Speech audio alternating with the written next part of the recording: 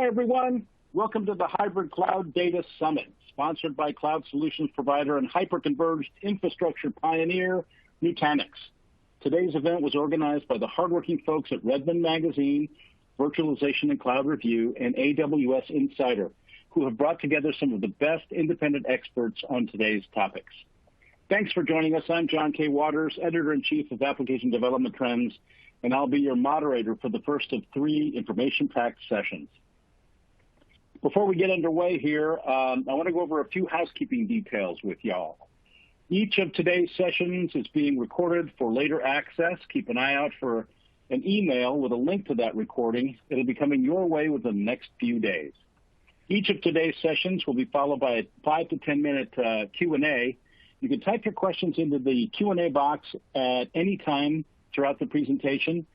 Please feel free to add your questions as they occur to you. We'll do our very best to get to all of them. Our sponsor, Nutanix, has provided some resources that can be found on the right-hand side of your screen. Please take a moment to check those out. And last but not least, at the end of the 3rd session, one lucky attendee will be receiving a Surface Pro, Microsoft's ultralight tablet featuring a laptop-class Intel Core processor, all-day battery, and HD cameras. But you must be present to win, so stick with us. And now it's time for our first session, Expert Hybrid Cloud Data Tips and Infrastructure Best Practices. For this session, we've called on technologist, content creator, and senior resultant, Howard M. Cohen. In his 35-plus years in the IT industry, Howard has held senior executive positions in many of the top channel partner organizations, and he currently writes for and about the IT channel. Howard is a sought-after speaker, an insightful observer of the technology landscape, and he's quickly becoming one of my favorite presenters. You're in for a good one. Take it away, Howard. Thank you, John K. Waters. And hello, everybody. I'm Howard M. Cohen, and I'm here to talk to you today about hybrid cloud data tips and infrastructure best practices. And the first thing I want to tackle is that there really are no best practices yet.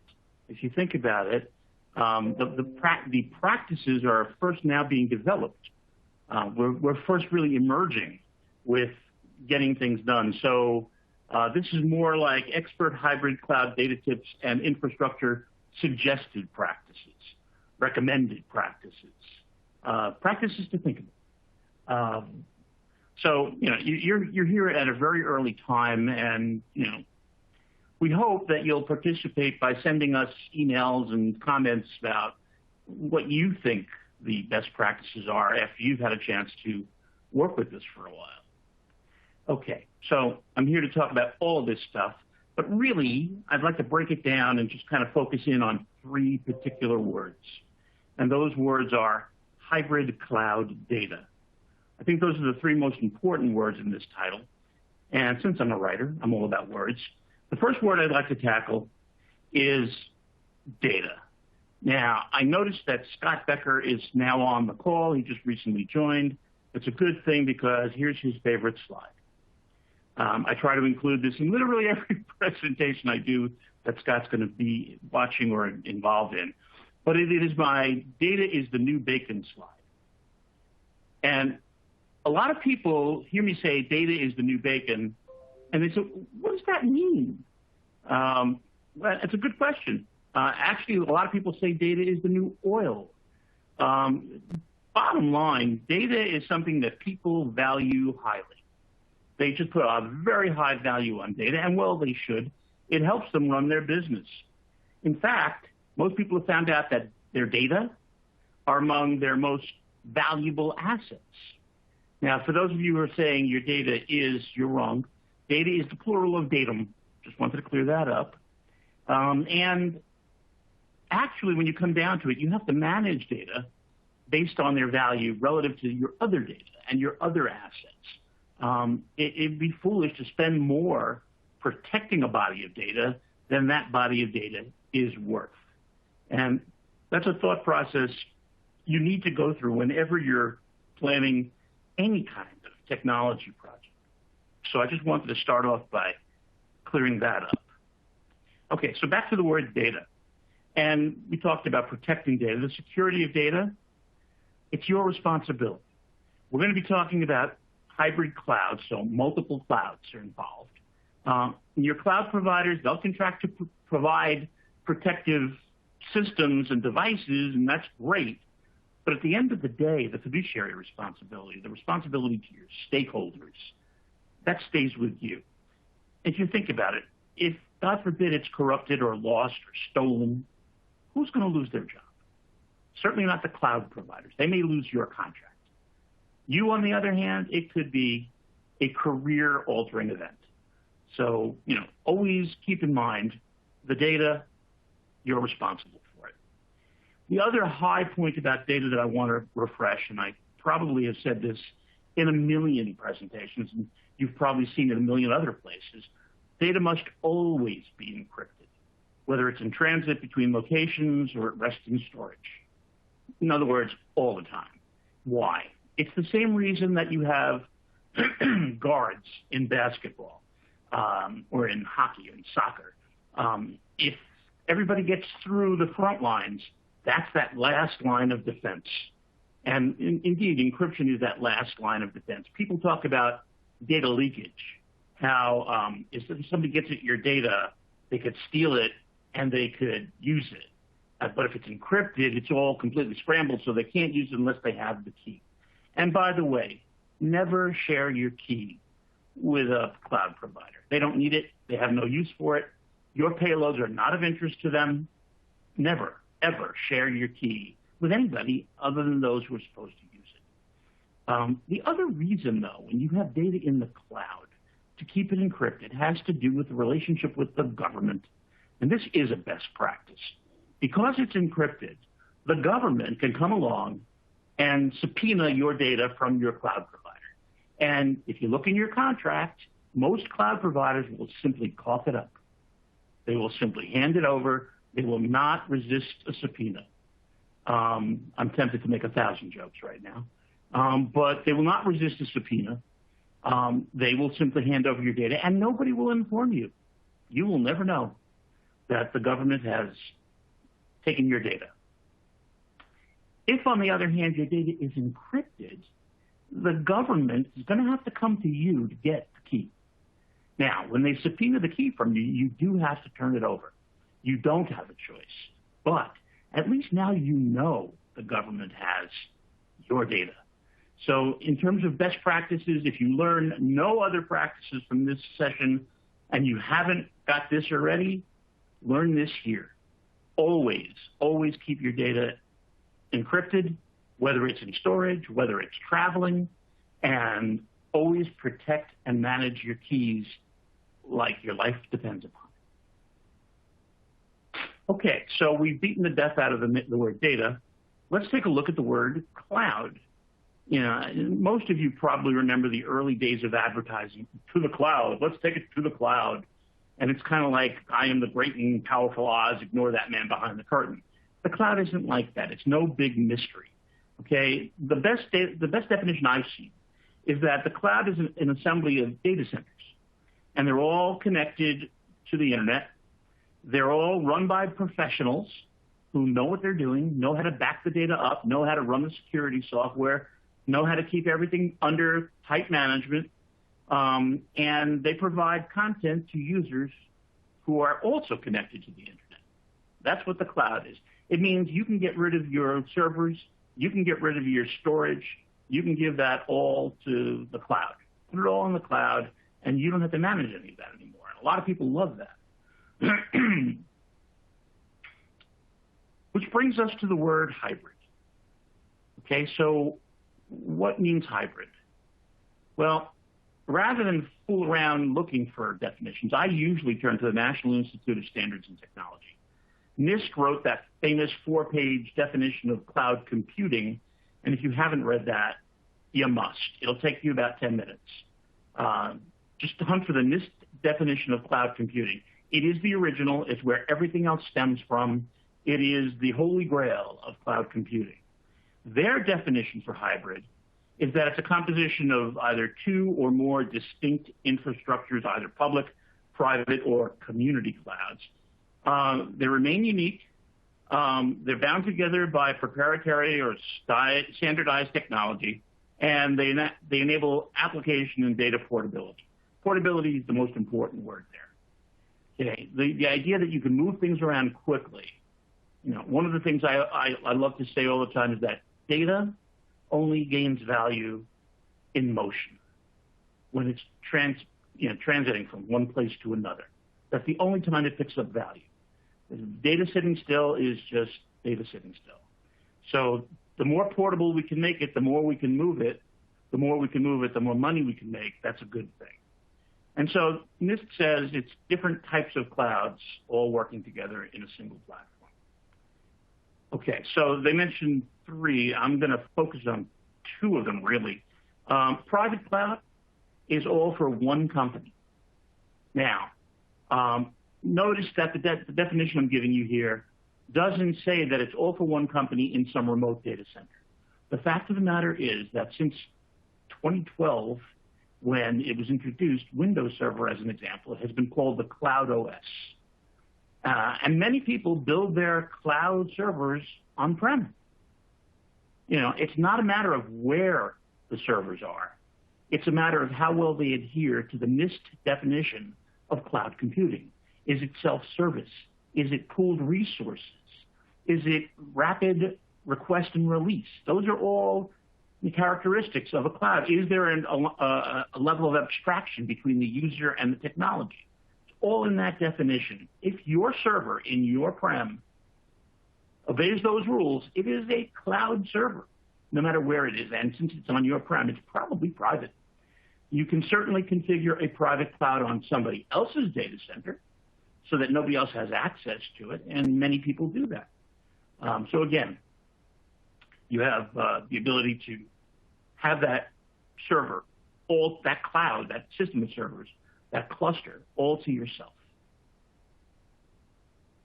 Usually referred to as infrastructure as a service, IaaS. Then there's public cloud, which basically is self-service access to pooled resources, including computing, storage, applications, and more. We all use public cloud, okay, or software as a service, SaaS. As a matter of fact, the recent stat that I saw is that 2/3 of cloud utilization is public cloud, storage as a service. Software as a service. I say we all use it, and if you shop on Amazon, you're using software as a service, you're using the public cloud. If you use Microsoft 365 or Google Apps or any of those productivity suites, that's public cloud. There are many other public cloud services that are available to you. And then the third is on-prem. Some people still have plenty of on-prem. Now, I wish that I could ask you to hold up your hands and ask you how many of you only use one of these three. And I would bet you that no hands are being held up in all your areas where you are. That's because everything is hybrid. The word is basically useless. Everything is hybrid. I have not yet met anybody who is only using public cloud, or anybody who's only using private cloud, or anybody who has everything on-prem anymore. And before cloud, yeah, everybody was on-prem, nothing was hybrid. Now everything is hybrid, and I expect that it will remain that way for a good long time to come. Somebody's going to win the Microsoft Surface Pro later. That's a hybrid. It's a hybrid of tablet and laptop. And the Surface Book is a laptop that thinks it's a tablet. They're hybrids. Many people are still running IPv4. Some people are running IPv6. It's a hybrid if you're running both. And so everything is hybrid. The only thing that I personally think of that's not really hybrid are the systems that air controllers use to monitor the skies. That's the application. That's the one. That's it. That's not hybrid. They sit there and they stare at that screen all day. And if you're an air traffic controller, you're going to have to go somewhere else to use any other software. So some characteristics of hybrid cloud. You have broader choices. You have choices of all the services available to you in public cloud. You have choices of multiple different providers and multiple different services from a variety of private cloud providers, including running it on your own premises. There's terrific broad choice. You have consolidation of those choices. You get to pick what you consider to be the best of breed in every category. Best of breed productivity suite, best of breed backup, best of breed security. Whatever it is, you get to pick which you think is best, and you bring them all together in your cloud environment. So you get to consolidate everything. Another thing that's a big plus in hybrid cloud, rapid provisioning and scaling. You don't have to wait weeks for something to be delivered. You simply request more storage or more processing power or more memory, and you get it, which means that if you need more, you get it, and you need more, you get it. You're scaling effortlessly as much or as little as you need to, and it's truly effortless. We talked before about portability. Clearly, hybrid cloud is very portable. Wherever in the world you log in, you get the same experience. You get the same access to your data. It gets to you pretty much as rapidly, and certainly if it's slower because you're further away, it's microseconds. You can't detect it. So it's portable. You get tremendous adaptability. If you don't like something you've provisioned for yourself, get rid of it. Replace it with something else. You're not throwing away a big investment. You're not throwing away software that you purchased at extreme cost. You're not throwing away any hardware. So in hybrid cloud, you can adapt. You can find a public cloud service that would easily replace several things you're doing on your private cloud. Much easier to manage. You decide, yep, I want to go there. Fantastic, adaptable, and flexible. You can pick and choose. You can move things around quickly. You can rapidly change the way something works.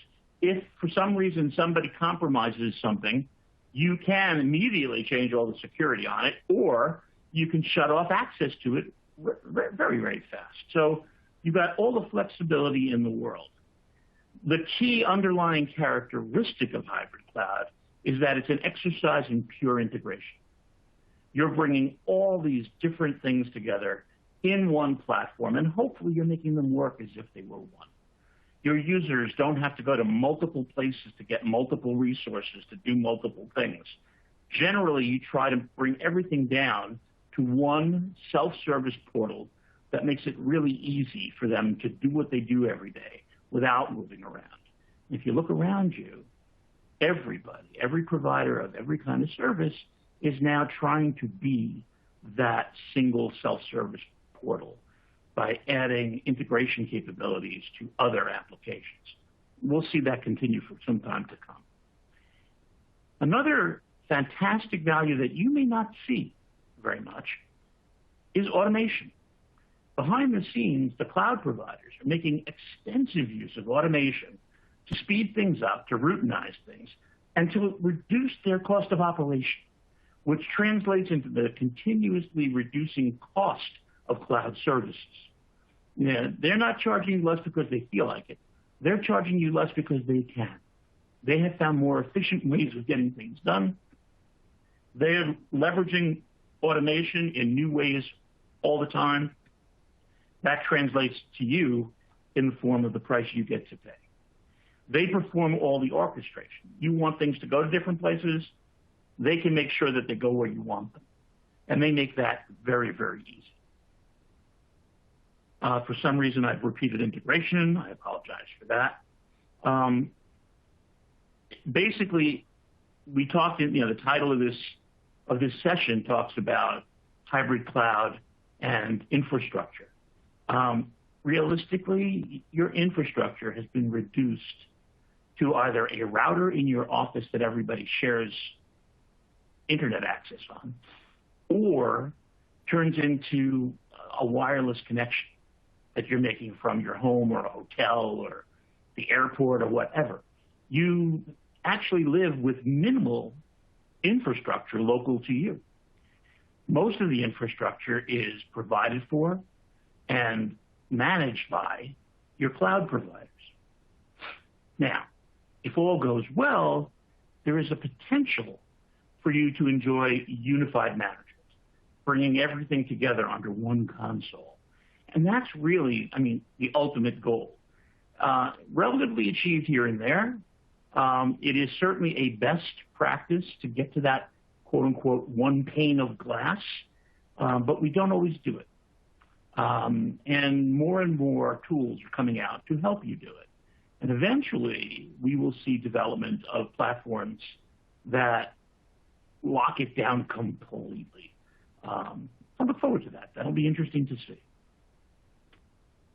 Okay, so now that we've kind of reviewed what hybrid cloud brings to you, let's talk about building one, okay?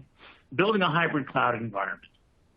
The first thing I'm going to talk about in terms of that is really an ancient concept going back to the earliest days of computing. And that is, or the earliest days of networking at least, it's the runbook. There may be a lot of people amongst you who don't know exactly what a runbook is because you've never heard of it. It's a term that is not used as frequently as it used to be, although some vendors have adopted it and adapted it. But a runbook was very simply the place where network managers documented everything. What's connected to what? What is the IP address of every device here on the network? What are the configuration parameters for every device here on the network? What software is running on what servers? How is that software configured?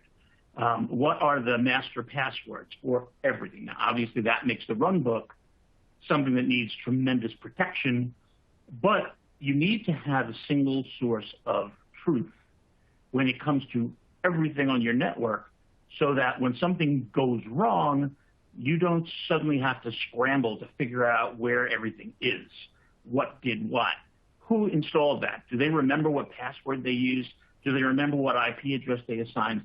You've all had those headaches. We've all experienced those headaches. When you have a runbook, you have one place to go.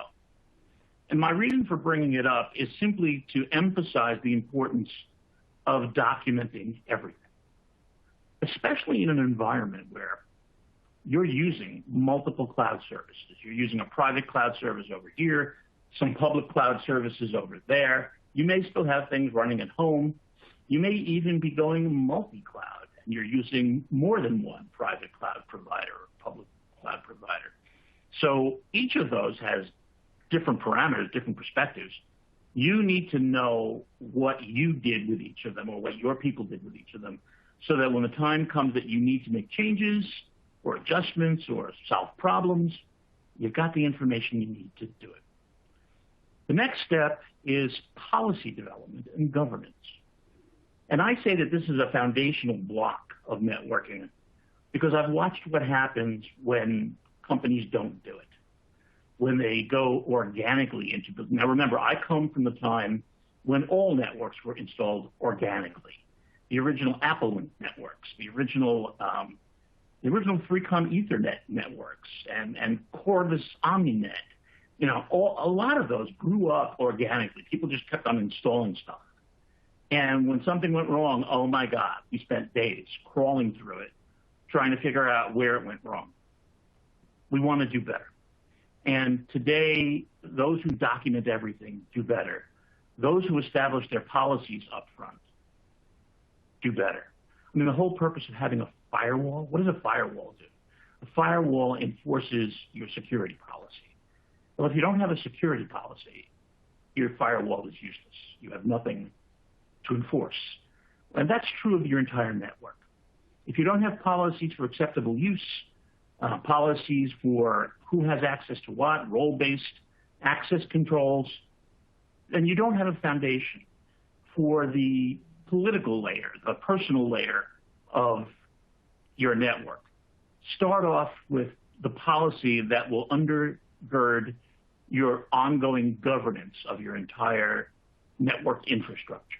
All these multiple clouds in your hybrid cloud infrastructure, that's your platform. That's your infrastructure. So be sure to govern it thoroughly.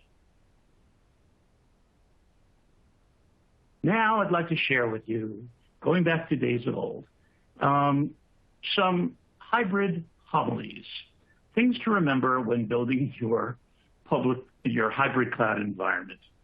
First and foremost, when you begin to plan and you've got your policy under development and so forth, know thy applications. Applications are everything. We build everything around applications. So start with the application. You begin with a complete inventory of every application running everywhere in your current network, however your network is currently constructed. You will encounter some legacy apps that were built in the days of monolithic coding, where everything was put into one huge monolithic block of code. And God forbid anything went wrong in that code, the entire thing could come crashing down. We've now moved off of that to what we refer to as cloud native. Cloud native because we're using microservices in containers, and those containers are highly portable. They can be moved around the network effortlessly, very fast. And the good news is if a container encounters a problem, it is discarded and reinstantiated instantly. It's replaced, and the program keeps on processing. So you have unbelievable resiliency in a cloud-native environment, taking full advantage of the rapid portability of cloud. You need to know the resources required for each of your applications. The good thing about containers, they each contain all the resources that that particular microservice needs. So it's pretty easy to maintain consistency of access to resources. But in general, you want to know each application, what resources does it require? You also want to know who's using it, in what department, on what server, how is it configured? Everything that you can know about each application needs to be in this comprehensive inventory. You need to know what capacities it requires. How much storage is it requiring today? How much has it grown in the last 6 months, the last year, so that you can project forward and forecast what your capacity requirements are going to last. Because ultimately, you're going to have to decide where in your hybrid network infrastructure each application is going to run best. Where will it reside? Will it be in a public cloud service? Will it be something we run in a private cloud service? Are we going to keep it at home? Where is it going to be? And in addition to running well, running cost effectively. You can get something running extremely well, but it could be extremely expensive. You need to balance between price and performance. So where will it run best? Where will it run most cost effectively? Those are the things you need to learn about each of your applications. Okay, next. Understand thy challenges. Okay, there are other minions charging the castle. The first of your challenges is over-provisioning. It's something that every network manager does because they have to guess. They don't know exactly what the capacities are going to be. They didn't get enough information from the line of business that's using the application, so they'd rather err on the side of over-provisioning than under-provisioning, because under-provisioning can be embarrassing. Over-provisioning can just be expensive. You choose which you prefer. Workload specification will constitute a challenge. What do you need to run a particular workload? How many processors? And you may have workloads that must run all in memory. That's a great trick, but it's doable. You may have to specify particular servers, particular server clusters to make that work. So you need to know that. You're going to need to be able to provide for performance analytics. Otherwise, you'll never know if what you're doing works or if it's working as well as it can work. Performance analytics will help you understand when you need to take certain actions. They'll also help you build your business case for the next improvement you want funded. So be sure you provide for that. And of course, performance analytics always include cost analytics, again, to help you build that business case and to help you know that you are running everything as cost effectively as you possibly can, because typically that's part of IT's charter. Deploy thy forces. Let's go charging down the hill and conduct a skills inventory. What skills do each of our knights possess and knightesses? What skills do they have? What skills does our new hybrid cloud environment require, or even a multi-cloud environment? What skills do they require? Do we have all those skills in-house, or are there new skills we're going to have to obtain? If there are skills we don't have, we're going to need to do some recruiting.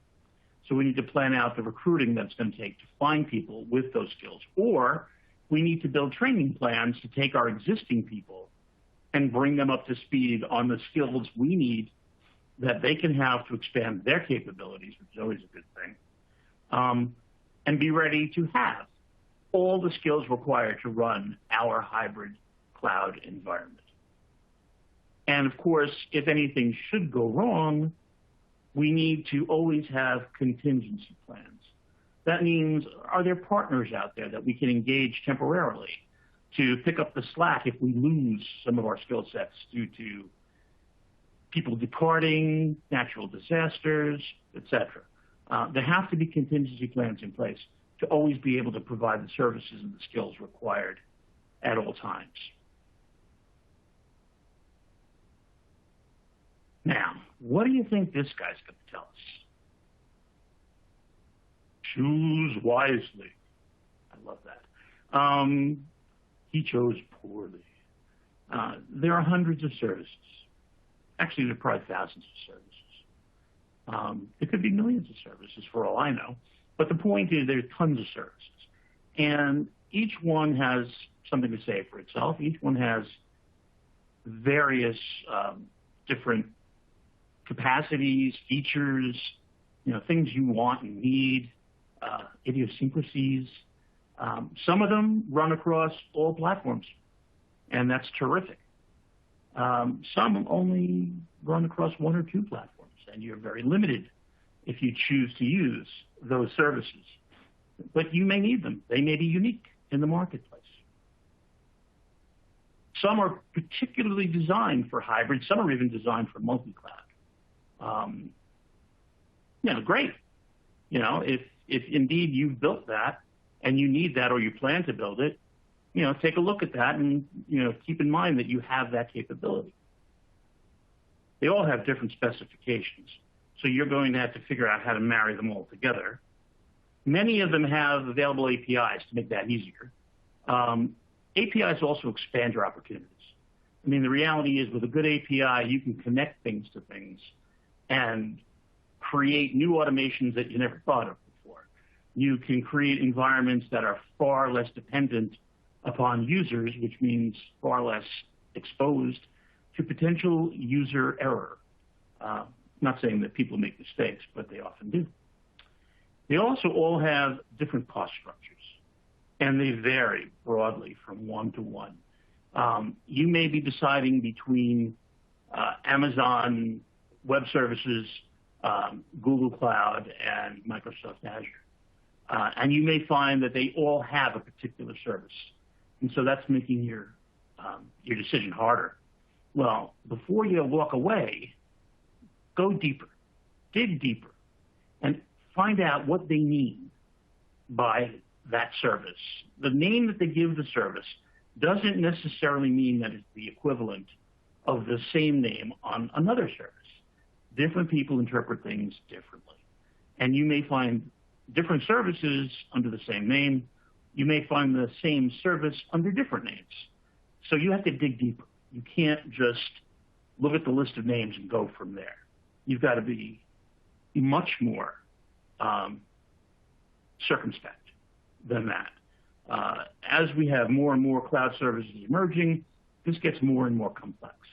I recently did a comparison between software licensing and cloud provision. And those people who thought that software licensing required rocket scientists, wait. We're getting way into the exosphere. The night also reminds us, don't do too new. All right, you don't want to be the test subject. Never install .o. We've been saying that for as long as I can remember. Never install the first version of something. Let somebody else test it and prove it before you do. New technologies are always emerging. And the fact is that a lot of them are open source. A lot of them all of them actually don't have a sufficient track record for you to be able to put your finger on it. And if you're betting your job on it, you want to know that it's going to perform. And a lot of them have been inadequately tested. They haven't been tested enough yet. Over time, the good ones will survive, the bad ones will go by the wayside, and you'll have a better choice of software that has proven itself. Much better choice to make. Don't do too new. Next, where should my data go? Make no mistake, you have choices. No matter where you're running your applications, you have choices as to where the data goes. Okay, you may want to have all your data reside in private cloud storage. You may choose some public cloud storage services. You may even store some of your data on-premise under the mistaken assumption that it has to stay inside your four walls. Well, if you put it inside your four walls and connect to the internet, you've just broken down one of your walls. So don't use that analogy. It doesn't hold. You need to decide where the greatest security is available. And it's often in the cloud. They can spend a lot more money on security than you can. It's important to level your storage. That is, things that are used every day should probably be in much more expensive, maybe solid state storage. Things that you barely ever touch should be in cold storage, very cheap, inexpensive storage that you'll only access very occasionally. You also want to put in place, and this is important, capacity monitoring for a good reason. You want to do basically capacity planning based on how much storage you're using now versus how much storage you were using 6, 12, 18 months ago to project forward how much storage are you going to need 6 months from now. Now, part of this is that you can provision more storage pretty quickly. If you over-provision storage, you're paying for it even though you're not using it. And so putting in place some capacity monitoring that supports good capacity planning, that allows you to save money by simply not spending on stuff you're not using, which is very logical. It's just a very common sense thing to do. I think capacity planning is developing into a fine art. And those that really put some concentration into it, when they do a study of how much they've saved, they themselves are shocked. So focus on capacity. Many people are putting their front end in public cloud. Basically, public cloud supports things like event handling. They have mobile interfaces available. All the tools you need to create a good UI are sitting there in many mobile cloud platforms. That doesn't mean that the data that you covet, that you protect, can't be somewhere else. Your back-end databases could be in a private cloud somewhere. You could even keep them on-prem if you still have that four-wall analogy cooking and you can't get rid of it. You can choose a much more secure place to put your back-end data and still take advantage of the front-end facilities available to you in creating your user interfaces. Now, you knew I would get to this, right? Shore up thy defenses. If you have hybrid clouds, you need hybrid security. Each cloud has its own vulnerabilities. Each cloud has its own specifications, its own requirements. You need to learn each one of them, and you need to learn how to manage them all together to make them play well in your sandbox. My recommendation is that, as with anywhere else, you pay special attention to endpoints. Why? Because endpoints are the doorways into your network and into your resources. They are the likeliest place for anybody to enter, so that makes them the most vulnerable places. And while many people focus on the core, in hybrid cloud, there are multiple cores. You really need to also focus on endpoint. And honestly, none of your cloud providers are going to actually do that for you unless they are an endpoint security cloud provider themselves. So it's to you to provide endpoint security. Pay special attention in your network design to the places where data crosses from one cloud service to another. Those are opportunities for many cyber criminals to gain access. Sometimes they're very vulnerable because they're kind of like a DMZ. Nobody really owns that superstitious that overlap space. Wow. So be careful there. Pay a lot of attention there. And consider developing DevSecOps. Now, developing DevSecOps is not simply telling your development team, your security team, and your operational team, okay, guys, work together. I wish it were that simple. The reality is that, like DevOps, DevSecOps requires a cultural shift in your organization. Everybody has to be ready to participate. Everybody has to be willing to cooperate. And so it's a serious consideration. Worth study. Bring in a consultant who does DevSecOps conversions and talk to them about the challenges, talk about the expense, talk about the benefits that come out the other end. Definitely worth consideration. Yes. Which brings us to the ring. Now, what do you think I'm going to talk about here? Yes, we need one management platform to rule them all. We're going to go slay some dragons. Every cloud provides some level of APIs, and they're different from cloud to cloud to cloud to cloud. You need a management platform that can manage that variety of APIs, if at all possible. Every cloud provides different SLAs, and you, in turn, provide an SLA to your users. You have to be sure that their SLAs support your SLAs. Otherwise, you're leaving yourself exposed.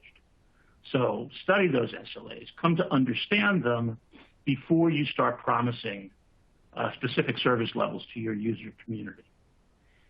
It goes without saying that each cloud has different features, different characteristics. And again, as we talked about before, they have different names for things. The way those things work varies from platform to platform. We've spoken many times today about, well, I've mentioned multi-cloud. Multi-cloud is not hybrid cloud. A hybrid cloud could be multi-cloud, but multi-cloud isn't necessarily hybrid. Multi-cloud means you're using numerous versions of the same kind of service, the same public cloud service, the same private cloud service. The best example, the one that everybody points to in multi-cloud management, is using Google Cloud and Microsoft Azure and Amazon Web Services all in the same environment.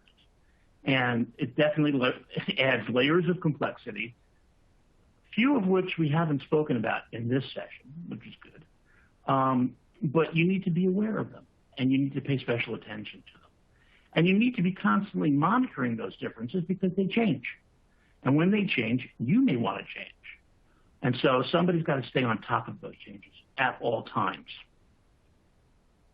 Your goal in this management platform is to provide that elusive one single pane of glass, a singular interface, one place where your network managers go to control everything, to manage everything. When you have that singular platform, one big advantage is that there's less training required. You don't have to train people on multiple tools, multiple products, multiple platforms. And the other thing is, and this is important, it's easier to compare performance and cost between them. That is, by far, the most important thing of all. We just referred to it talking about multi-cloud, but it's true of hybrid cloud. Your job is not only to provide the most efficient network environment possible, the most efficient compute environment possible, it's to provide the most efficient platform possible at the lowest cost possible at all times. And therein lies the trick, is keeping it the best at all times. That requires constant monitoring, constant management, and the simpler you can make that management, the more you can bring it together, the more you can get closer to that single pane of glass, the better. With that, John, do we have any questions? I think we've got a couple. Thanks very much, Howard. Let's see here. I want to remind the attendees that you can type your questions into the Q&A box at any time, and we'll definitely jump on them as soon as we see them. Let's see here. There's a question here about regulatory compliance. Can you say more about that? Does the cloud provider have to be certified? Cloud providers need to be certified to specific standards. Here's the difference. In terms of regulatory compliance, you have to be certified. You have to achieve and maintain regulatory compliance with any acts that impact your business. That means that no product unto itself can be compliant. They can contribute to compliance, they can enable compliance, but just by putting them in, that doesn't really do a lot because most services connect to people. And most regulations don't only specify what technology you're using, but they also specify what people have to be doing. And you have to be able to document that they're doing it effectively. And you have to be able to document that the services you're using are doing it correctly and effectively. In many regulatory environments, the providers have to be certified business associates, BAs, so that you can actually use them. You're best put to use those that have certified because then they can contribute to your being certified. But it's important to remember that being compliant is something for you, not for your providers, not for your equipment. And also, compliance and security are two vastly separate things. A lot of people use them in the same breath, security and compliance. They're two completely separate things. You could be fully compliant and not be secure. And on the other hand, you could be incredibly secure and still not be compliant. So you need two different management teams one focused on each, and working together to make sure that they each contribute to the other one's mission. Fascinating. I think this question must have come in early, but it says, isn't security really the cloud provider's responsibility? I think you pretty much adequately answered that, but maybe say just a little more about who's responsible for security, just to drive the message home. Sometimes, I hate to say it, but it boils down to who can you sue? And I changed that question to under what conditions can you sue? Realistically, as long as the cloud provider can prove that their systems were functioning properly, as promised, as contracted, they're fine.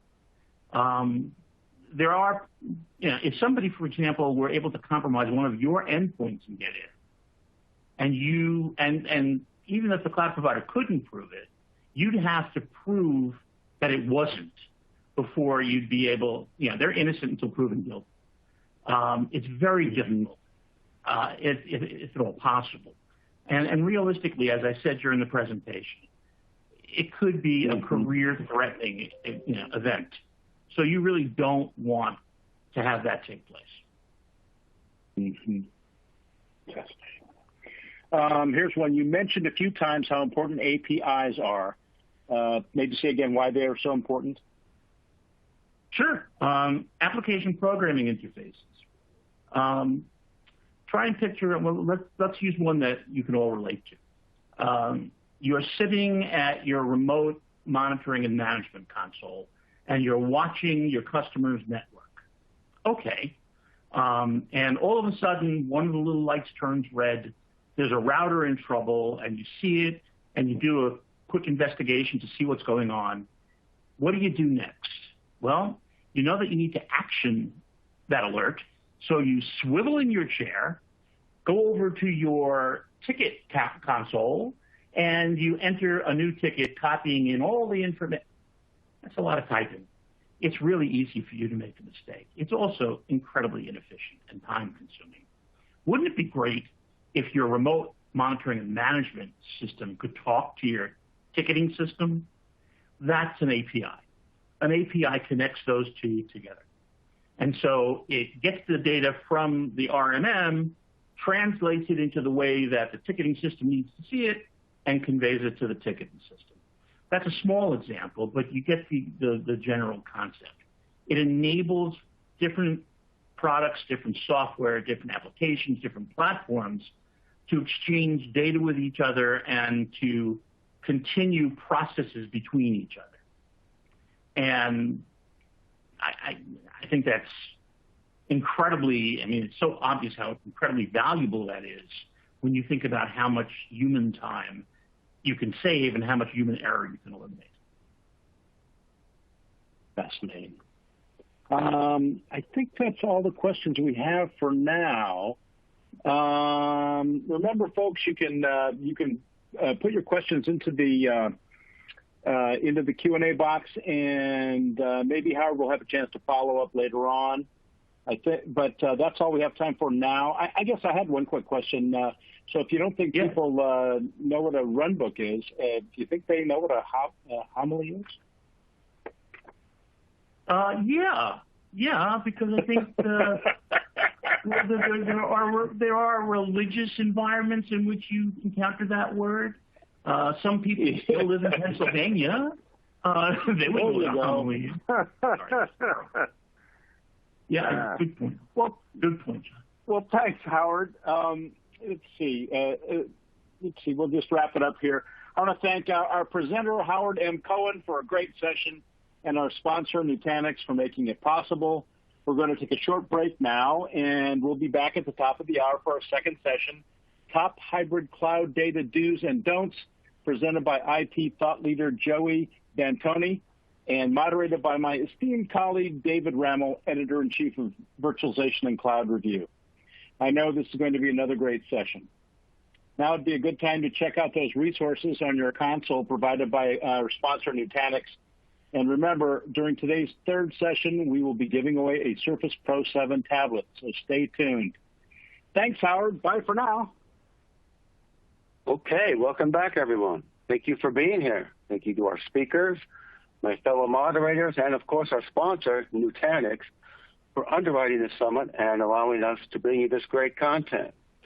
I'm David Rammel, editor of Virtualization and Cloud Review, and I'm here to moderate the second session of our Hybrid Cloud Data Summit called Top Hybrid Cloud Data Do's and Don'ts. Our speaker for this session is Joey D'Antoni, Principal Consultant, Denny Cherry, and Associates Consulting. Joey is recognized as a VMware vExpert and a Microsoft Data Platform MVP, and has over 20 years of experience working in both Fortune 500 and smaller firms. He has worked extensively on database platforms and cloud technologies and has specific expertise in performance tuning, infrastructure, and disaster recovery. Joey, it's great to have you here. Please take it away. Thanks, David. And hi, and welcome to Top Hybrid Cloud Data Do's and Don'ts. And this is something I've been working on for a long time. We're going to talk kind of generally about the cloud, but we're also going to talk a lot about data and how it flows in organizations. One of the most challenging IT projects I think I've ever done was I built a hybrid cloud in Microsoft Azure back when it was still called Windows Azure, maybe in like 2013. And it was really new to all of this. We built a VPN to the cloud. We built a database server in VM. And we fought with the product team a lot back and forth to make sure everything worked. And we've come a long way since then. It's a lot easier to migrate your VMs to the cloud. And we'll talk about just kind of all the different layers of this onion that you unpeel when you talk about hybrid cloud. And despite what any organization says about cloud migration, it's not an easy, simple solution. It's always complicated, and that's one of the reasons why we almost always end up in some sort of hybrid cloud model, just because there's not all systems are going to fit easily in the cloud. Maybe you have a mainframe, maybe you have other stuff. We'll talk through that in the session. We'll talk about monitoring. We'll talk about network. And I'll talk a little bit about data and databases. And I'll also talk about kind of different approaches that I've seen organizations take to move to the cloud.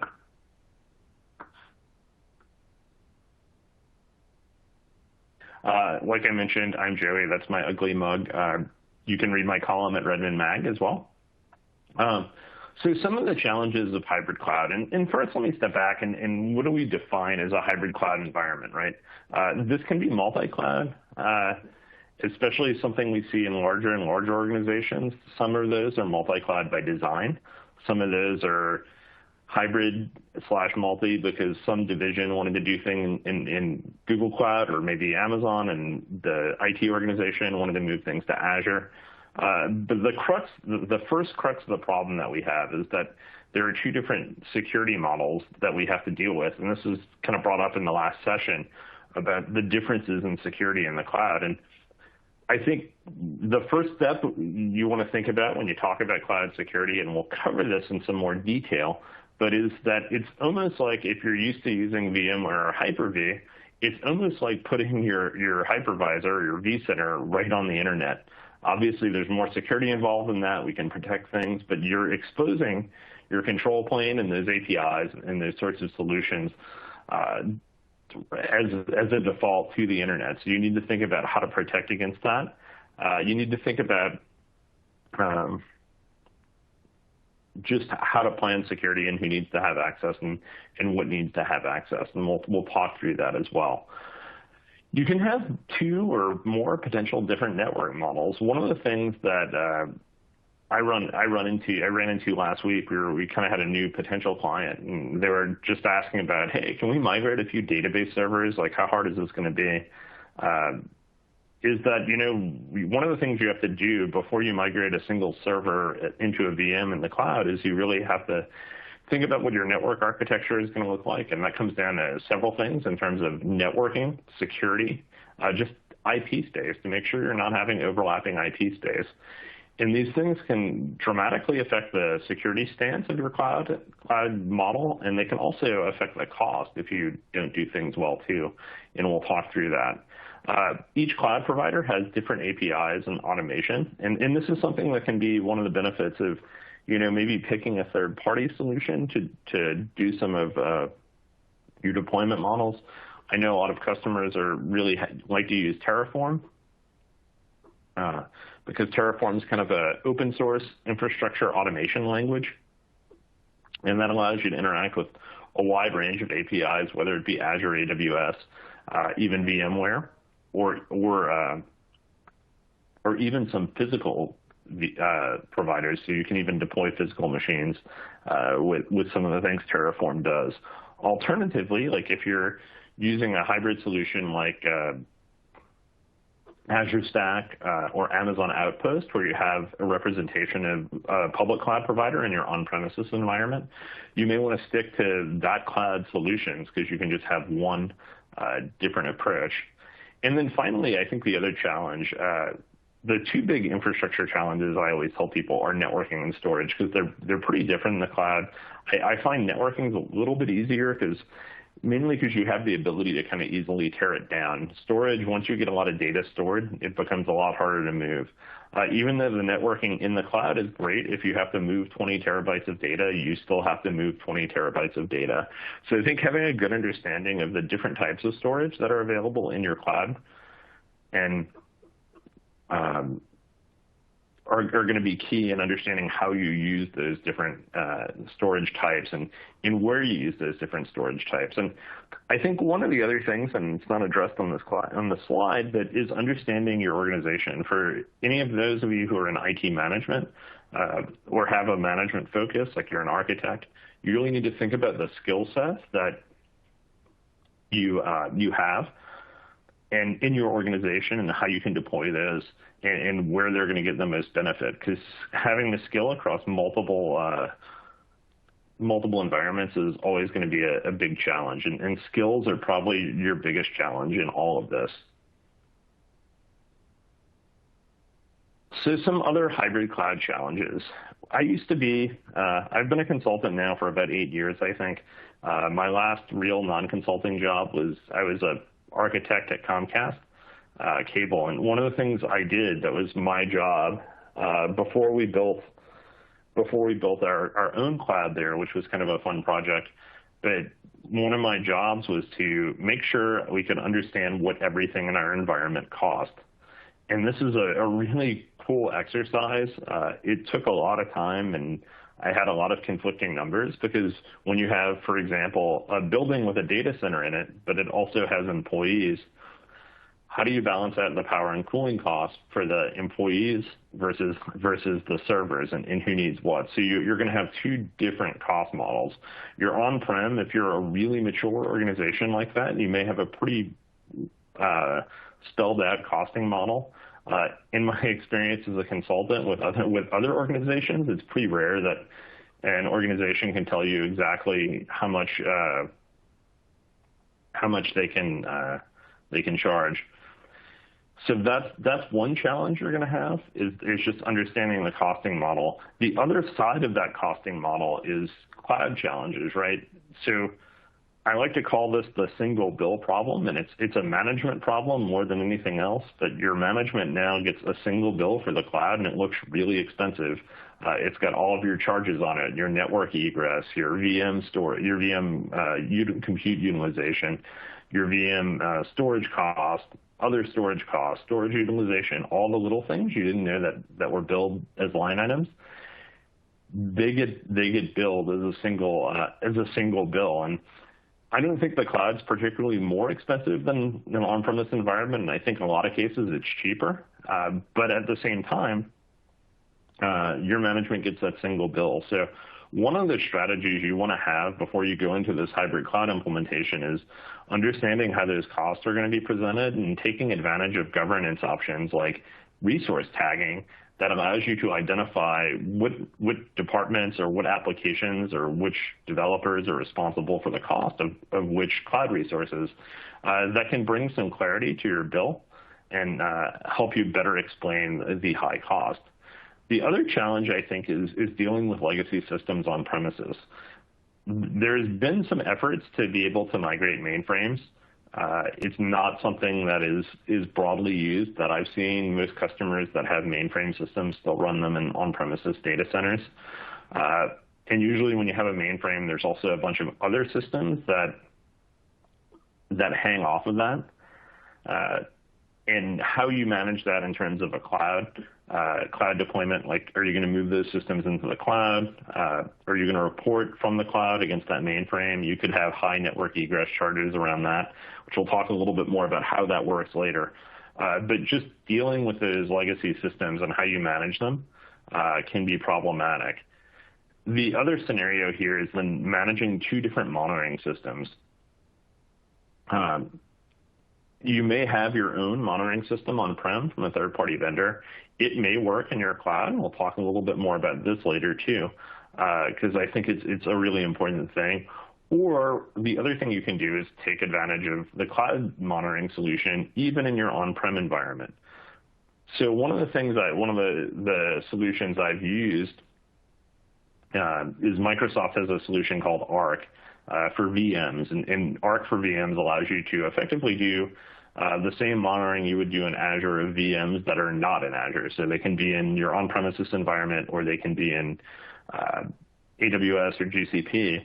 And that's a solution that gives you kind of a common experience with monitoring. So let's dive into monitoring a little more. So monitoring across cloud and on-premises can be a challenge. And one of the things I'm going to say here is you need to think about how what you think about in terms of the types of things you're migrating to the cloud. VMs or virtual machines are very much like one-to-one cloud migration solutions. If you have a VM on-prem, that uses a monitoring tool, let's say agent-based, it's going to work exactly like it does on-prem in the cloud. It'll go to a server, probably a centralized server. You'll have the same reporting tools you have, all that. So as long as you're in VMs, that's fine. Where this gets tricky is when you want some cloud-specific monitoring. So some of the things the cloud can do for you is give you some advanced analytics, like can feed into log management solutions. Both Microsoft and Amazon kind of both have their own version of Splunk. It's log analytics on Microsoft. I forget what it's called. But that takes advantage of cloud features and streams into them. The other scenario is that you may, as you move into the cloud, and this is something I've seen with almost all of my customers, as you move into the cloud, you start using more advanced features. So you're using some features that you might not otherwise have used until you got there. So effectively platform as a service solutions, and they're important to you and you want to monitor them. Some of your on-premises monitoring tools may not work for that. Don't worry, your cloud provider has a solution for all of these things. They have built-in monitoring tools. However, they may have additional costs associated with them. And it's important to understand the costing model of those things. This is a general thing. It's always important to understand what anything costs in the cloud and what the model is. So is it, oh, hey, I'm monitoring a VM. It costs $5 a month to monitor that VM. Or if the VM gets really busy and starts emitting a lot of telemetry, is it going to cost me $500 a month to monitor that VM? Understand that, and that's really just a key general thing of cloud economics, right? You want to understand fixed cost versus variable cost and what those are. And then finally, don't forget to keep monitoring your on-premises systems. If you go all in on the cloud and look at a solution, and understand that. So that's kind of the summary of monitoring. Cloud monitoring is not a big deal to me in terms of like a technical challenge.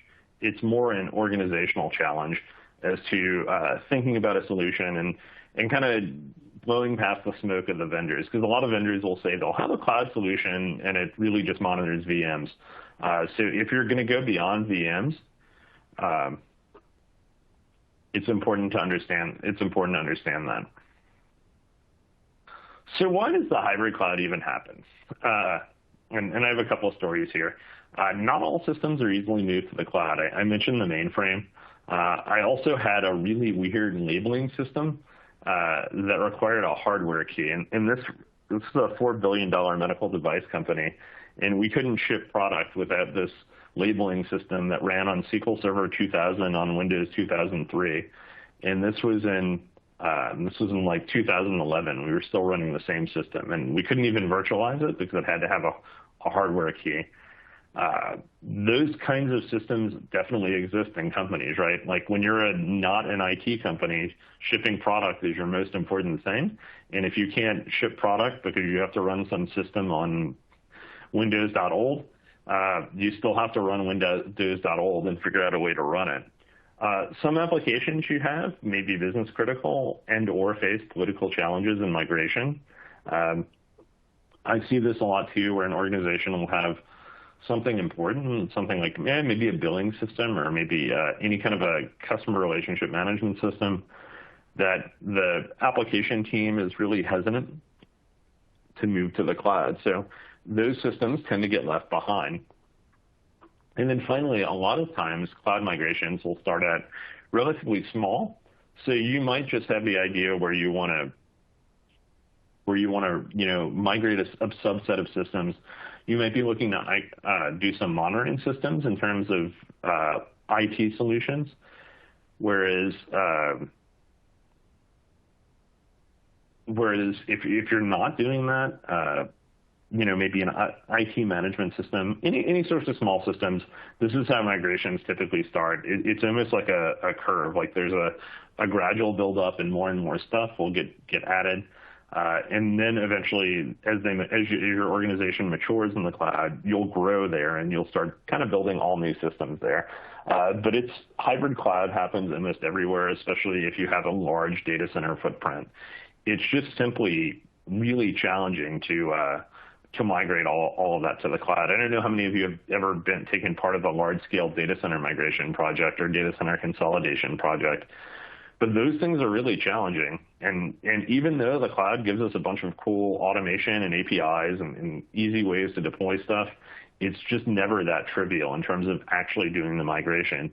I've seen customers that were using VMware's cloud solution on both AWS and Azure, and even then they have stuff that falls behind. And honestly, that's about, to give some credit to VMware, their solution makes it about as easy as it possibly can to migrate. You really don't have to change anything, but still things will fall behind.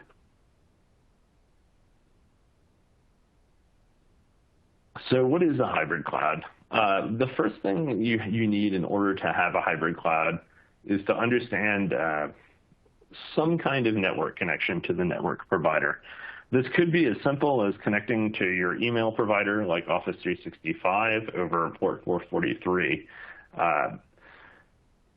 It can also be as complicated as having a simple hardware VPN, or you can have a dedicated connection to your cloud provider. So Microsoft and AWS both provide this, Microsoft in the form of ExpressRoute, and Amazon has a feature called Direct Connect. These solutions have a pretty high cost, but if you're needing to move a large amount of data across that pipe, it's going to be the biggest solution. In terms of the amount of downtime required for migration, the biggest limiter is how much network bandwidth, just simply how much network bandwidth you have to get data migrated into the cloud. It can be okay. Like I once migrated 40 terabytes of data in a really long weekend over a 1 gigabit connection. I still don't kind of know how I did that, but it was more than a single 1 gig connection, and it was really, really messy. So it was probably more like 2 gig, but it was just not a real fun experience to try to do that. So having the dedicated connection in place for a large scale migration can put you in a good spot.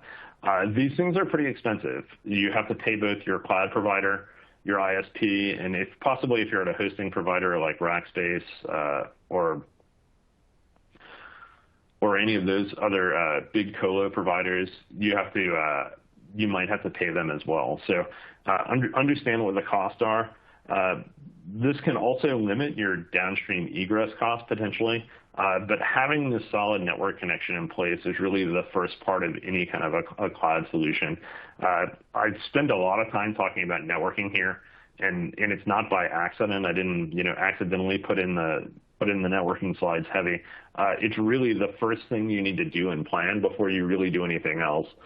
Just like you wouldn't build a building that didn't have plumbing to it, you need to build a network setup before you have a big cloud. And you can start out, you can phase this approach too. You can start out by having a simple hardware VPN just to get a few things in place. For example, our company operates with a simple hardware VPN. A number of other small and medium customers of mine do that, but anybody who's really large will have that dedicated connection.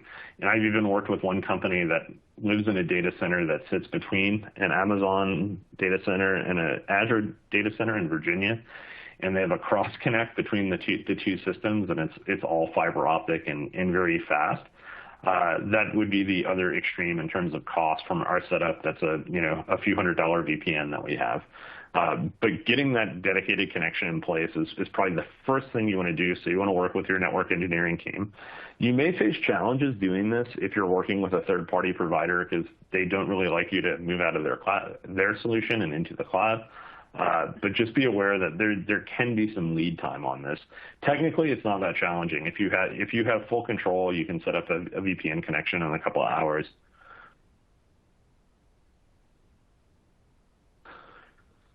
So the technical focus here of what I wanted to drill into and go a little deeper on is security, networking, and storage. And I know we're talking about data here and what to do with data. Databases are all fully dependent on these things. Network isolation, what kind of storage you use for those databases, that's all going to matter. Whether your databases are going to run on-prem or run in a platform as a service model in a cloud offering, or run in VMs. I'll call some attention to that, but the security, the networking, and the storage are really the things that matter to that. The databases just kind of fall in place and really are part of your infrastructure. So I feel like the hottest topic that I've been talking about the last couple of years is security. We can't go a week without some major company having a major ransomware attack and dealing with all the ramifications that fall from that, or having major supply chain attacks. I saw this morning that a major library in Python was hit with a supply chain attack where somebody dropped a credit card skimmer.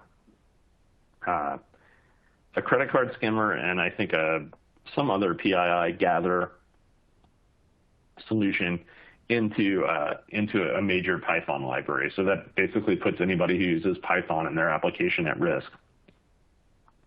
Cloud security is multifaceted and complex. I mentioned earlier about it's kind of like the equivalent of putting your VMware vCenter on the internet. It's not exactly that. We do have a lot more security options. So most of our customers that are working with Azure use the native security options, which is Azure Active Directory, which can integrate with your on-premises Active Directory. That's really popular with a lot of our enterprise customers. Our customers who are using AWS, for the most part, I find them to use third-party solutions like Okta and Duo in conjunction with the native AWS security to provide dedicated security there. One of the things you need to understand about the cloud model is that you're typically going to be using a kind of a more modern form of security than you might be using on-prem. So if you're using Active Directory with Kerberos, in Azure, you're going to be using Azure Active Directory, which is SAML and OAuth. And those are newer, more modern solutions. The challenge you may have for application security, if you're using that, is you need to make your applications work with those security models.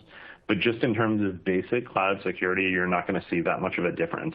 It's just going to be the protocols that are being used. So the first part of security is limiting who has control to the access plane.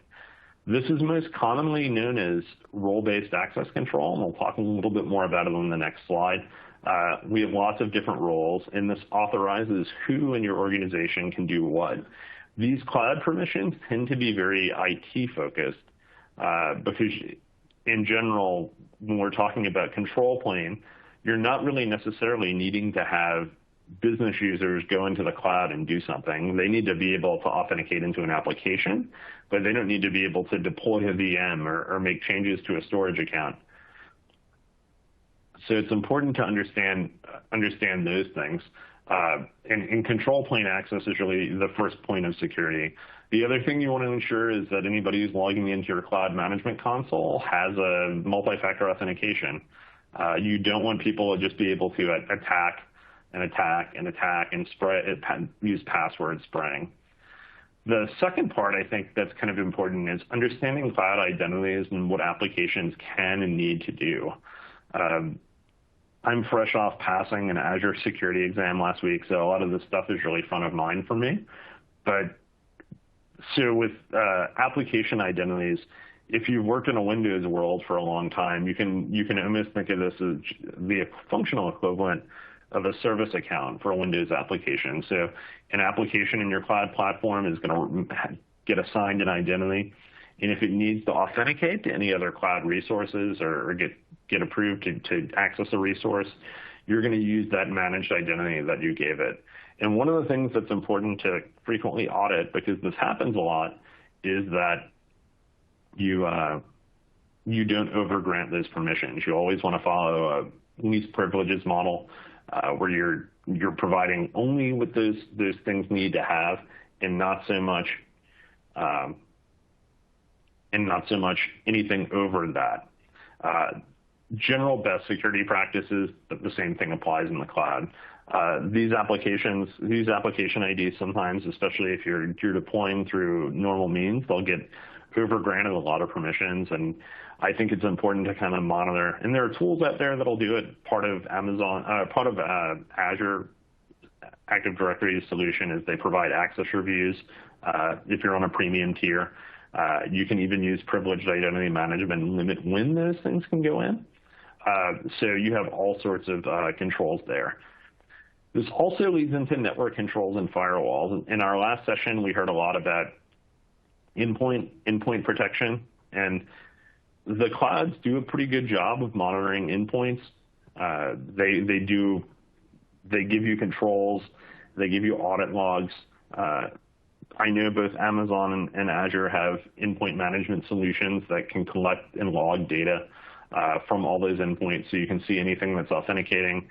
There's some machine learning that's built into those that will allow you to do analysis of whether or not you're seeing evidence of bad behavior. And we say bad behavior, we mean trying to elevate permissions, trying to move laterally when you maybe don't have those permissions.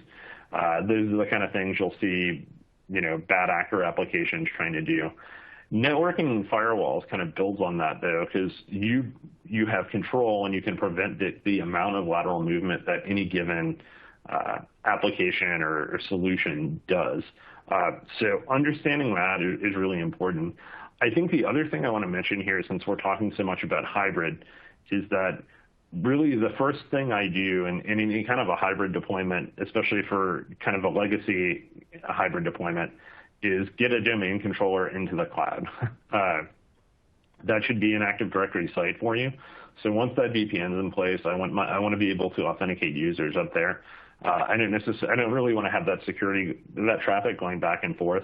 It's an encrypted connection. I don't have any concerns about that. It's just everything works better if you're in that one place, and there's not a whole lot of reason to not do that. And that's when I say that's my first move. If you have AD, I usually do that, and then get integrated with the cloud identity provider so that you have those identities synced, not just across domain controllers, but in the case of Azure Active Directory, in the case of Amazon IAM.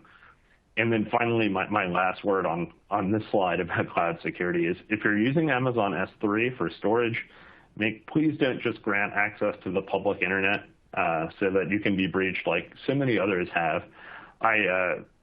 We don't spend a lot of time on Amazon. It's probably 30% of my cloud work. But recently I had the chance to build something to match a customer environment. And it was really the first time I had to give S3 access to a specific application. And I did understand why it happened so much, because it is the user interface about how you grant access and how you give it an identity and then how you kick that back to your application is quite challenging.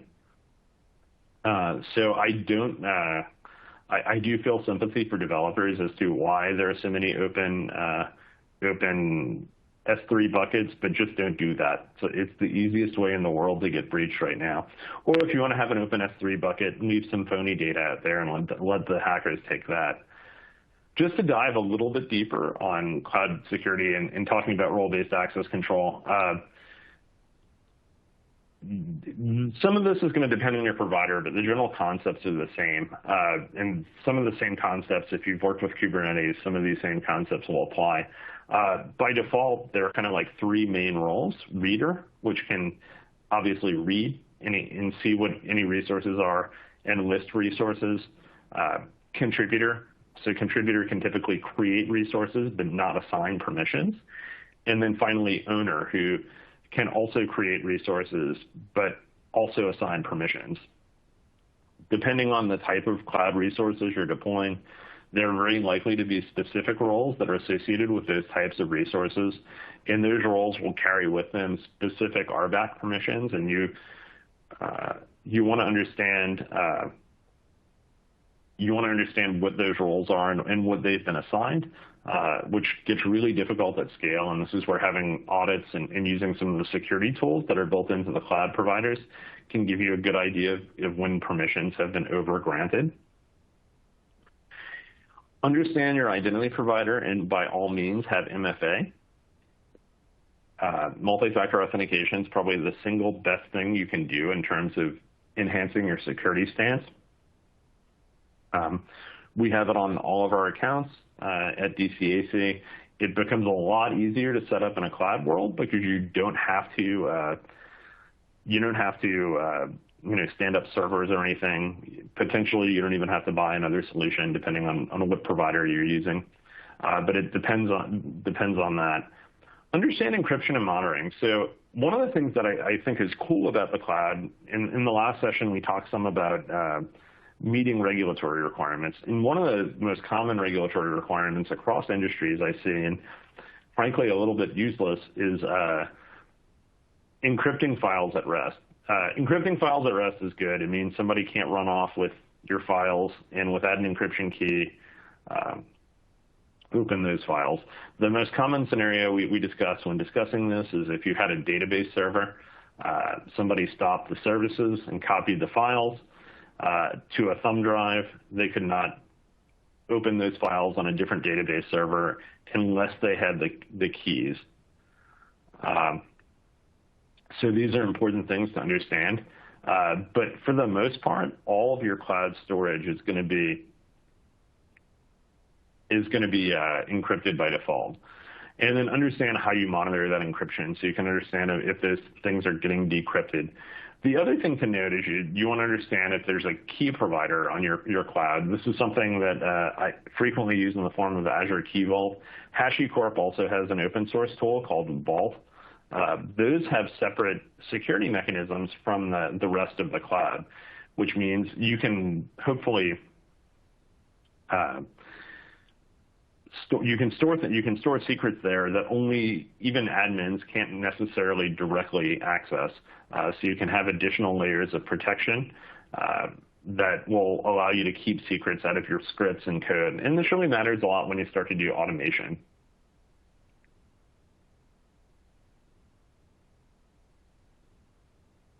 So networking, this is an image from a kind of common design pattern in Azure networking, but it's kind of a common general design pattern. I know I spent a decent amount of time talking about VPNs, but understanding how this cloud networking works can be a key part of security, functionality, and cost, especially in these hybrid environments.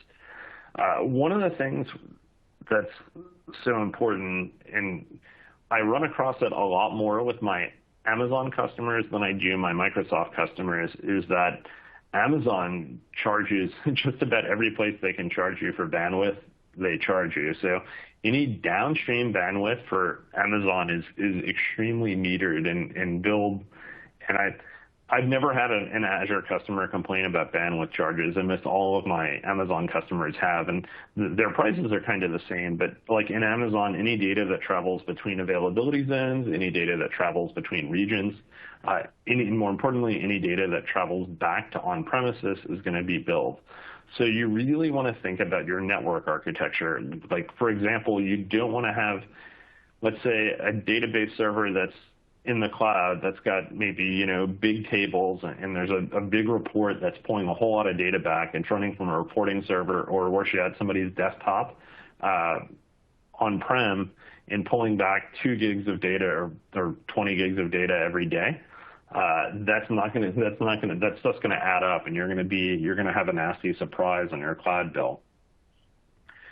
This architecture that I have on this slide here is what's known as a hub and spoke architecture in Azure. And what we have is the concept of a virtual network, which is where we have a couple of different subnets. We have a firewall for a firewall subnet, which will provide firewall services for our cloud networks. We also have a VPN gateway subnet, which is specifically known as a gateway subnet. That gateway is going to have a public IP address, which is going to be what we're going to point our on-premises network and in that VPN to. And then finally, the third subnet up at the top is a Azure Bastion, which is a remote desktop solution that allows us to securely remote desktop without necessarily having to come in over VPN. So also kind of a nifty solution. Then those networks are peered to other virtual networks where we have subnets within them. You want to segregate your traffic using subnets. There's different types of firewalls and different cloud providers, but where these are best applied is at the subnet level. So understanding those design patterns for how you want to lay things out is important. Really, one of the things that's most important is just understanding your IP space and understanding which cloud regions you're going to choose. Typically, you're going to want to choose the cloud region closest to your on-premises data center. You may want to choose an additional region for a disaster recovery region. You may end up in a scenario where you put some regions all over the world because you might put some data near where your customers are. And if you have a global application, this means you may need to spread that data across multiple regions to reduce latency to your customers. So thinking about that network design, thinking about your IP spaces up front, those are all really important things. And it is easy to undo some of this, but it's not easy to like re-IP a whole set of resources, right? That can be really challenging. So plan for this. Even if you're doing a really small initial cloud deployment, plan like it's going to be big. Just because that's something that is hard to work around later. So having that understanding, take care of that up front while you can. So data flows into the cloud are always free. This feels like some sort of drug dealer analogy, like get the first hit for free, but you can ingest all the data you want into the cloud, and the cloud vendor will happily take it and store it for you and charge you for it every month. Data flows, or what is more commonly known as egress, this is out of your cloud provider, is nearly always metered. Picture currency there. I listed a few.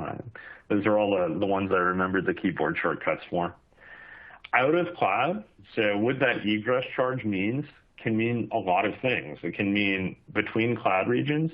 It can mean out of the cloud, literally, where you're going back to your on-premises environment. But it can also mean things like availability zones, which are where you spread your cloud workloads across multiple data centers within a specific cloud region, or even in some cases, just going between virtual networks in the same cloud, that data is metered and can cost you money. As I say, this is kind of a thing I see on Amazon more than Azure, but it's just something you need to be aware of that you want to do proper design. And then I would always say try to avoid disparate patterns where your data and app layers are separate. You don't want to be hitting like a database server in the cloud and bringing that data back every day. One of the kind of interesting things about networking and databases is that all this stuff applies. We want to have our app servers close to our database servers. But now we're to the point where even with the platform as a service offerings that both Microsoft and Amazon have, we can fully isolate those solutions on private networks. SQL Azure was one of the first cloud services. Microsoft introduced it in, I think, 2009 or 2010. However, back then it was only available on a public network. Now you can isolate that privately. There are some scenarios where you may wish to have a publicly exposed databases, but for a lot of like enterprise customers who are using those as internal applications, they don't want to do that, so they do want to put those on private networks. So make sure you have a pretty good understanding of the solutions you use. More and more platform as a service offerings in general are getting to where you can put them on a private network. So if you're choosing one of those solutions, have that discussion with your cloud provider and ask those questions. So cloud storage, this is going to typically break down into two basic conceptual types of storage. Object storage, which is files, backups, and blobs. If you're working with the cloud providers, this is S3 and Amazon, or Azure Blob Storage in Azure. This is where you'll store literally files. The key thing to understand about object storage is you're almost always accessing that object storage via an API. So you're not just hitting. It's not like you can just mount S3 in your VM and connect to it like it was the file server. So that's an extra hurdle you have to go through. A lot of applications support direct access to those things because they've interacted with those APIs, but it's kind of important to understand the concept. The other concept here is block storage, and this is storage for virtual machines. In Azure, these are called managed disk, elastic block storage in Amazon. I would also kind of include file servers. Amazon has FSx, Azure has Azure File Storage. These are file server as a storage concepts. And these are two fairly disparate concepts, and these work, and more importantly, are priced very differently. Object storage is typically billed for what you use. There are some exceptions to this. It's not billed for what you allocate. And you don't really allocate storage anymore in blob storage for the most part. You just put files there. So you exceptionally have a consumption model. That block storage, which, by the way, is just object storage behind the scenes, just to let you know, but it's presented to you like it was a LUN on your on-premises SAN. That's going to be billed as an allocation model. So if you allocate 2 terabytes, you're paying for 2 terabytes, even if you're only storing, a couple of gig. And there are reasons why you may over or under allocate space. Typically, it's going to be in terms of performance, but it's important to understand those things. Block storage is fairly straightforward in terms of management. You really manage it just like you do on-premises storage. The one catch for that is for performance-intensive systems, like database servers that do a lot of IOPS. You may run into situations where you have to spread that I/O across multiple disks, and you need to kind of understand how you're going to do that. But in terms of your costing, it's very much X number of dollars per terabyte per month. Object storage is a different model for both pricing and storage. It's definitely an X dollars per terabyte, but there's also how frequently the data is accessed. So if you're in a situation where you have a file that's getting constantly hit by a busy website, the charges you may hit for the file can be very expensive. So it's important to understand that part of the pricing model and whether or not that's going to be impactful to your workloads.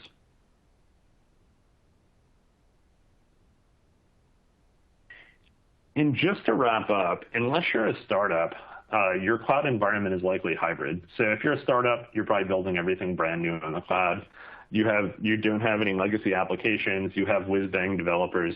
But in reality, most companies have stuff in the cloud and have stuff on-prem. I've worked at a cloud provider, and we had stuff on-prem. So it's definitely a case. So your hybrid is the new normal, in my opinion. Monitoring across these platforms can be a challenge, but there are plenty of tools, both from the cloud providers and third-party vendors, that will support your efforts. Cloud security is complex and really important because you have stuff that's kind of public-facing a little bit, or even really public-facing. But there are plenty of, but it's also very different from on-premises security. So take advantage of the tools your cloud provider gives you to assess your security footprint and stance. Networking and storage are also very different in the cloud, but this is a pretty well-defined space. There are a lot of well-known patterns for good designs at each vendor. So follow up on those resources, especially if you're an enterprise who's buying a large amount of stuff.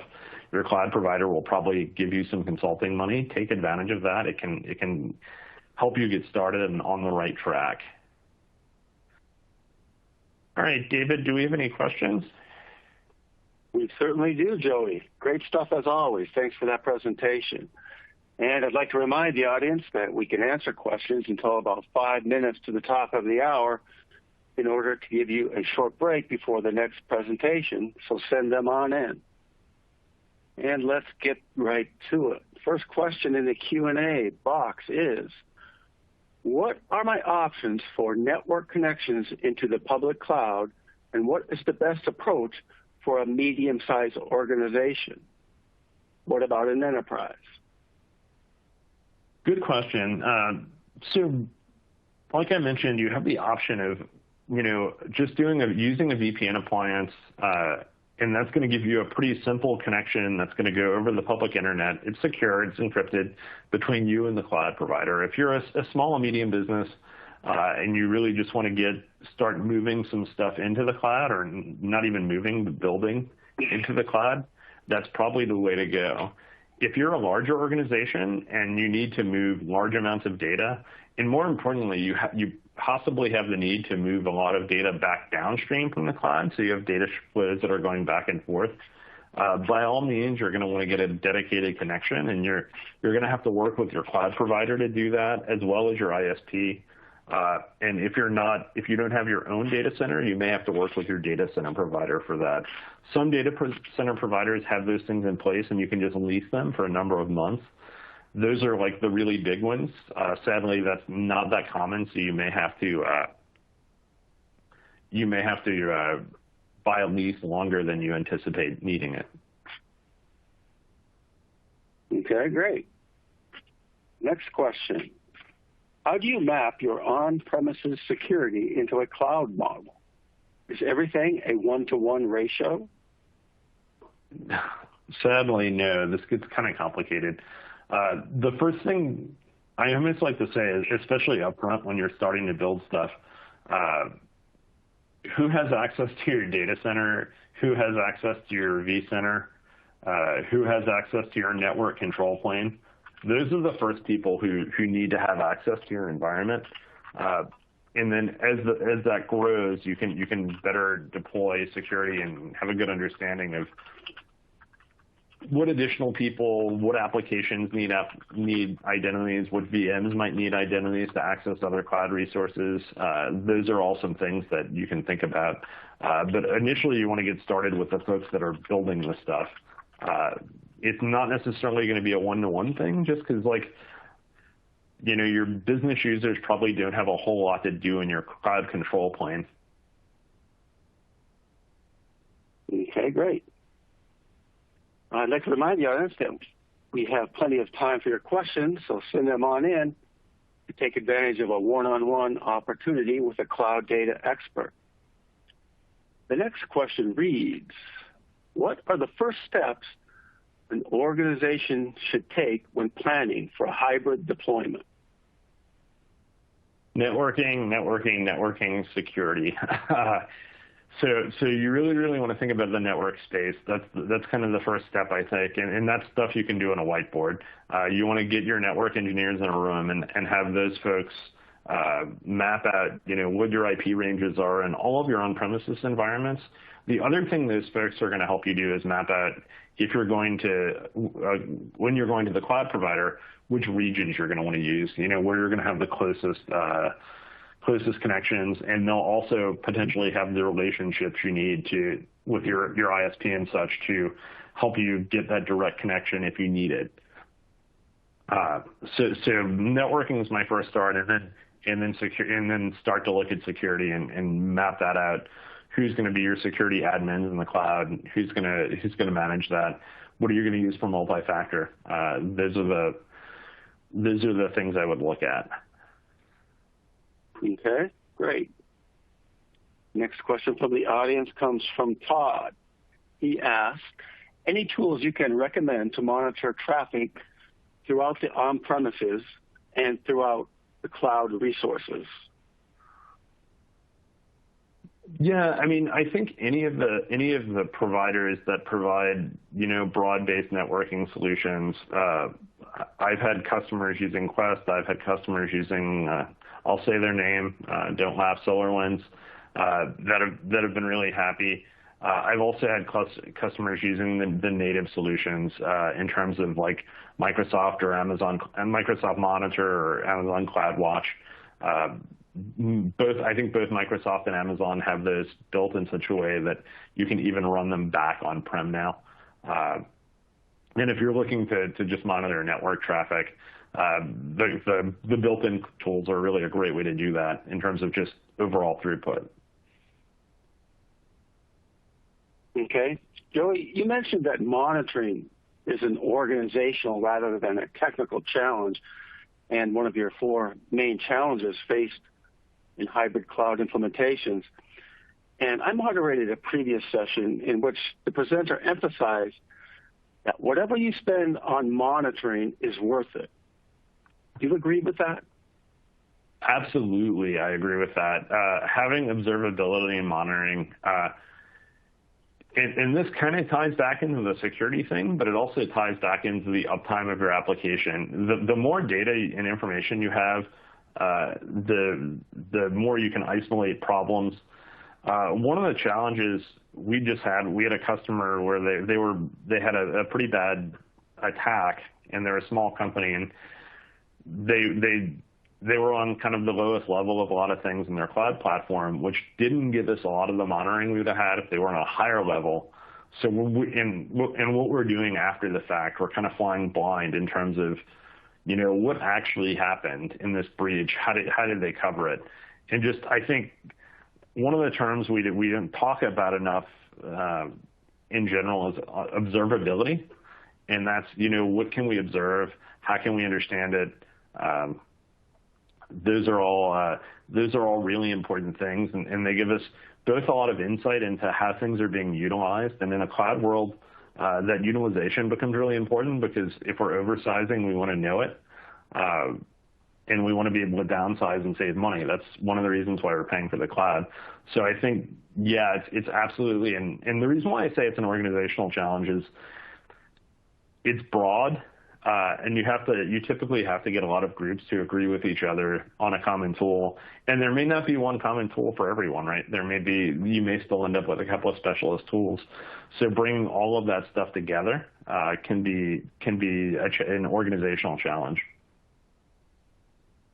Okay.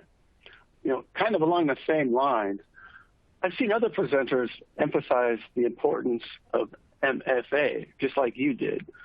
Why is it so crucial and important?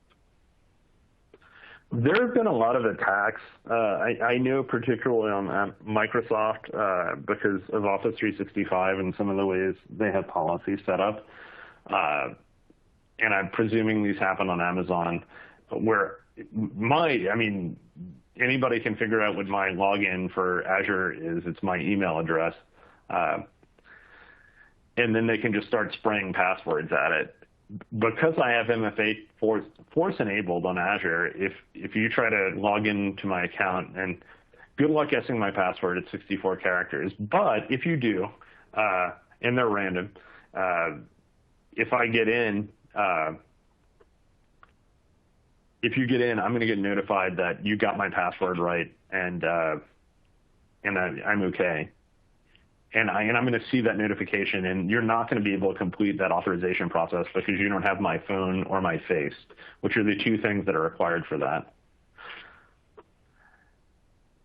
Okay. Looks like we have time for one or maybe two more questions.